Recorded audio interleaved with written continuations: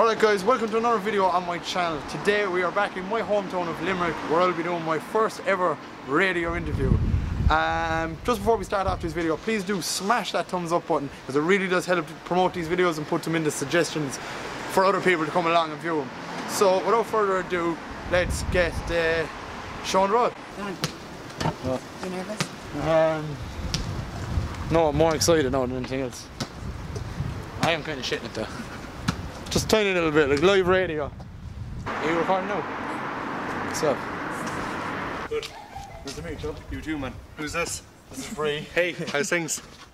She's my videographer. Yeah, it's all good. It's all good. I said I had a right man early, just saw. Yeah, it's all good.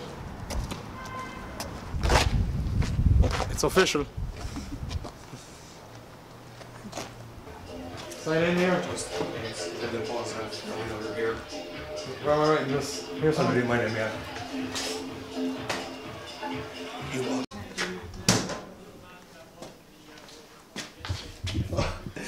Yeah, the man. Hitting with the mic monsters. I didn't know your girlfriend was coming, and I would have got to kind of if I knew you were coming. Like, do you want a cup of tea, though? Do you want a cup of tea? No thanks, I'm fine. Do you want coffee? No, perfect. Okay. Alright, this is the plan. Can't complain now. Is what we're going to be talking about. Okay, lucky enough, I have been brought into Limerick City Community Radio. And what a better present to be arrived on with. So, without further ado,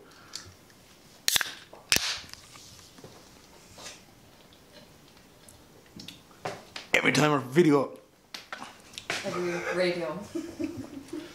every time I visit a radio station. Things are getting serious now. And we're live on Limerick City Community Radio, your city, your station, your voice. This is episode 11 of Off the Cuff. My name is Donovan, and this week I am joined by Donovan Mortell, YouTuber and social media influencer. Hey. How are you getting on? Good, how are you? Not so bad, not so bad. Tell me a little bit about yourself.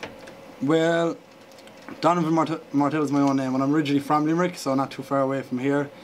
I'm currently living in Kerry in Tralee, and I'm a part-time YouTuber, social media person with an interest. So we're gonna...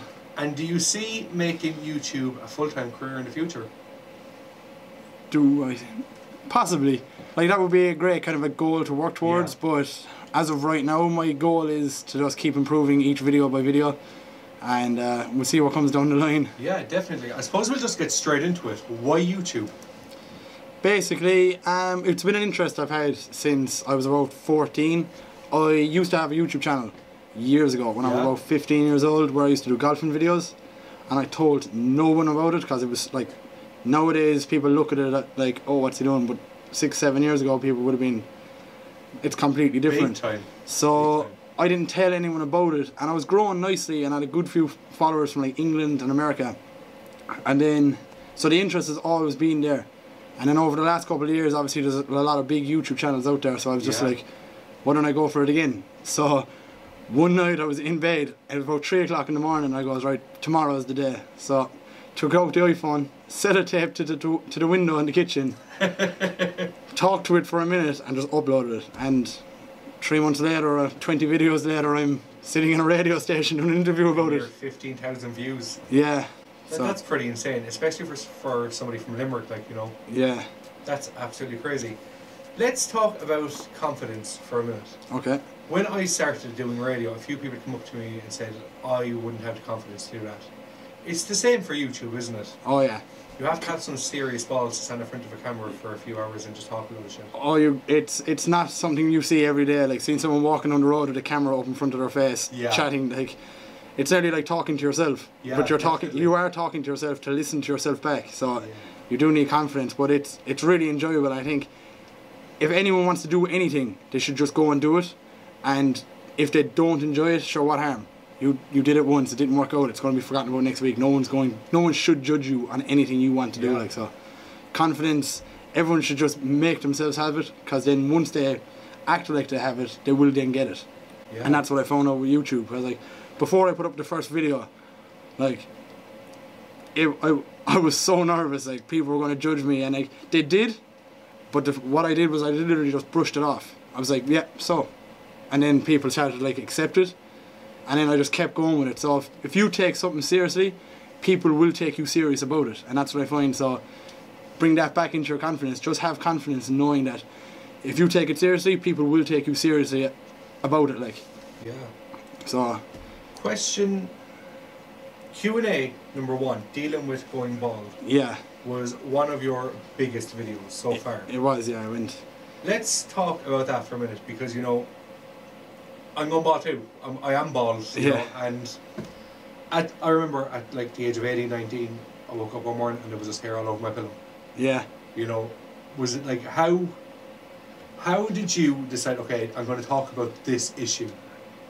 Some guy I don't even know messaged me on Snapchat. Yeah. And he just asked me like, how did you deal with going bald? Because he was going bald so young. And as much as I hid it all up when I was growing up, because like people started saying to me, oh, you're losing your hair, when I was in like 4th year. Yeah. And I loved my hair. As in, anyone would have told you I came into school with the most weird hairstyles. So hair was always something that I loved, and I always wanted to own my own barbershop as well. So this guy asked me a question, how did I deal with it? I felt I could give a good answer on it. Yeah. So the same thing as my first video, I read out the question, put the camera down in front of me, and I talked for 9 minutes, uploaded it, and it's been very successful. It was, like, because I actually uploaded it just before I went to work, so I didn't actually have my phone in work. And when I went to my break about 4 hours later, my Snapchat had about 60 messages from like girls that I don't even talk to, fellas I don't talk to. YouTube had like, it hit nearly 1,000 views in like less than 24 hours. I must have got about 100 messages off people from who have all sorts, we won't say problems, but insecurities. Yeah. Saying like, this is the video I really wanted to hear and stuff like that. So it was a pretty good feeling taking that. I do kind of talk a bit controversial now and again on Facebook when I type, but when I talk into a camera, I seem to have got my message across a lot better. So it was a pretty good feeling knowing that I actually touched a lot of people. So, how'd you feel? That was the hardest thing I've ever done in my life. It's not that easy to talk to a live radio, I'll tell you that much. I know, that's a good thing.